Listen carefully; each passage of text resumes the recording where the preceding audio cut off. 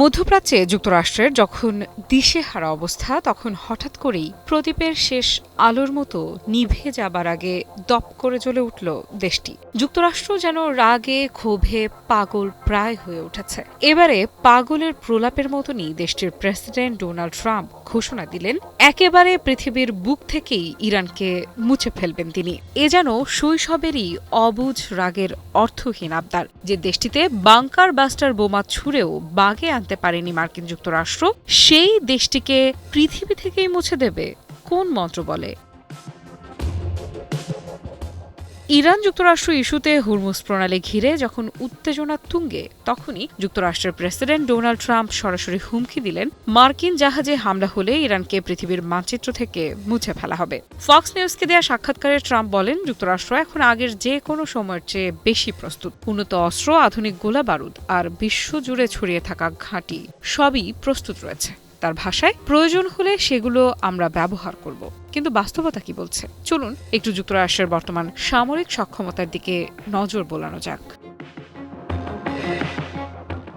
সাম্প্রতিক ইরান যুক্তরাষ্ট্র সংঘাতে CSIS এর তথ্য মতে, ইরান থেকে আসা ক্ষেপণাস্ত্র ও ড্রোনের ঝাঁক রুখতে গিয়ে যুক্তরাষ্ট্র তাদের প্যাট্রিয়ট ইন্টারসেপ্টরের প্রায় 50% এবং থার্ড ক্ষেপণাস্ত্র ব্যবস্থার অর্ধেকের বেশি ব্যবহার করে ফেলেছে। প্রিসিশন স্ট্রাইক মিসাইলের মজুদের 45% বেশি নিক্ষেপ করা হয়েছে।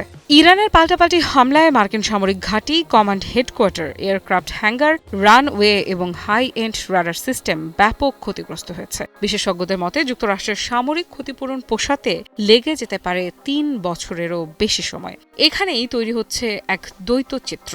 তাই তো ডোনাল্ড ট্রাম্প আবার এও বলেছেন, যুদ্ধবিরতি বজায় রাখাই ইরানের জন্য সবচেয়ে ভালো পথ। একদিকে এমন কঠোর হুমকি, অন্যদিকে আবার ট্রাম্পই বলছেন যুদ্ধবিরতি বজায় রাখতে। অর্থাৎ যুদ্ধ শুরু হলে স্বল্প অস্ত্র নিয়ে যুক্তরাষ্ট্রকে যে যথেষ্ট বিপদে পড়তে হবে সেটা সহজেই অনুমান করা যায়।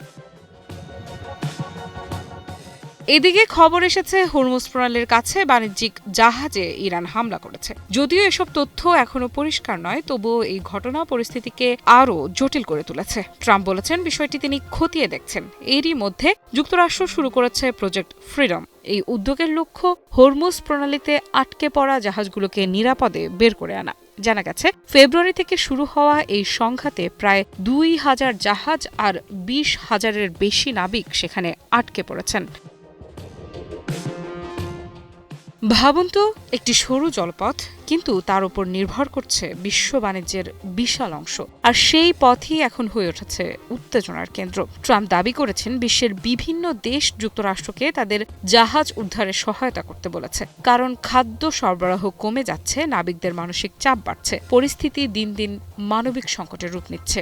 ট্রাম্পের তথাকথিত এই মানবিক অভিযান সত্যি কতটা শেষ পর্যন্ত মানবিক থাকবে, সেটাই এখন বড় প্রশ্ন। কারণ ট্রাম্প স্পষ্ট করে দিয়েছেন, এই প্রক্রিয়ায় কোনো বাধা এলে শক্তি প্রয়োগ করা হবে। তাহলে ইরানও নিশ্চয়ই চুপ করে বসে থাকবে না। অর্থাৎ উদ্ধার অভিযানই বড় সংঘর্ষে রূপ নেওয়া অস্বাভাবিক কিছু নয়। বিশ্লেষকেরা বলছেন, এখানে তৈরি হয়েছে এক বিপজ্জনক ভারসাম্য, যেখানে একদিকে যুদ্ধবিরতি, অন্যদিকে সরাসরি সামরিক হুমকি। একটি ছোট ভুল সিদ্ধান্তই বড় সংঘাতের সূচনা করতে পারে। তাহলে এখন কি অপেক্ষা করছে সামনে? আফ্রিদা ইফরাত, নিউজ 24।